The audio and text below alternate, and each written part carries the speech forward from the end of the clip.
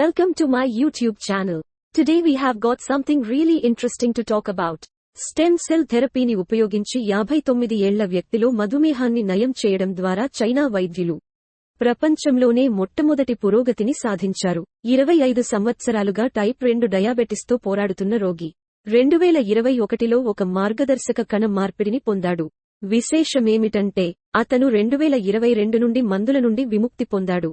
ఈ అద్భుతమైన చికిత్స ఇన్సులిన్ను ఉత్పత్తి చేసే కృత్రిమ ప్యాంక్రియాటిక్ కణాలను సృష్టించడం, రక్తంలో చక్కెర స్థాయిలను సమర్థవంతంగా నియంత్రించడం. ఇంతకు ముందు ప్రాణాంతక సమస్యలను నివారించడానికి రోగికి రోజువారీ ఇన్సులిన్ ఇంజెక్షన్లు చాలా అవసరం. నవల రసాయన కాక్టెయిల్ను ఉపయోగించడం ద్వారా పరిశోధకులు రోగి యొక్క మూలకణాలను ఇన్సులిన్ను ఉత్పత్తి చేయగల ప్యాంక్రియాస్ కణాలుగా విజయవంతంగా మార్చారు. ఈ పురోగతి జీవనశైలిలో మార్పులు అవసరం లేకుండా సహజ రక్తంలో చక్కెర నియంత్రణను పునరుద్ధరించే సామర్థ్యాన్ని సూచిస్తుంది. మధుమేహం బారిన పడిన మిలియన్ల మందికి కొత్త ఆశను అందిస్తుంది. Thank you for watching my video. For more videos please like, share and subscribe.